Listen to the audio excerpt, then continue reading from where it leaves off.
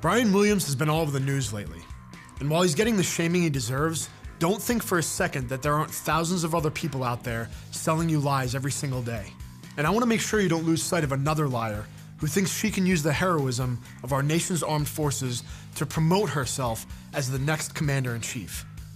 I certainly do remember that trip to Bosnia, and as Togo said, there was a saying around the White House that if a place was too small, too poor, or too dangerous, the president couldn't go, so send the First Lady. And that's where we went.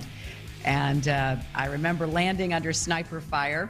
There was supposed to be some kind of a greeting ceremony at the airport, but instead we just ran with our heads down to get into the vehicles to get to our base. But it was a moment of great pride for me.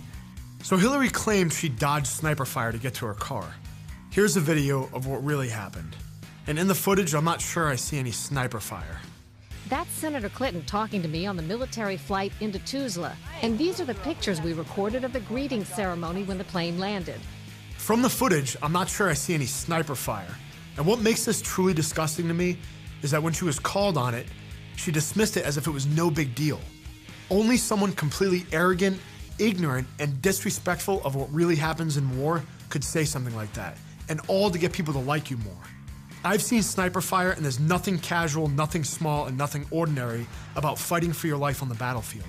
There is an undeniable feeling that we all get when we learn of the selfless stories being told about the men and women who have sacrificed everything on the battlefield for our freedom.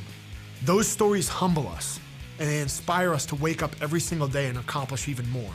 Hillary was willing to lie in order to take advantage of that feeling of gratitude and awe Americans have for those who serve. Oh, I was under sniper fire and I know what it feels like to be in war. When she was called out for lying in that speech, she tried to make excuses saying she misspoke or her memory was hazy and she's only human. In my 12-year military career, I never heard an excuse like that from my leadership. It's impossible to even imagine that happening.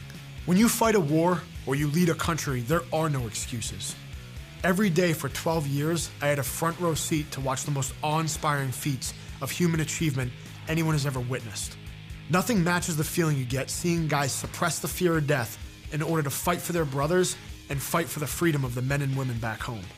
When you see that, when you truly see it and live it and experience it, those moments that you shared on the battlefield, the heroism and the courage you witnessed, will drive you and inspire you and humble you every single day for the rest of your life.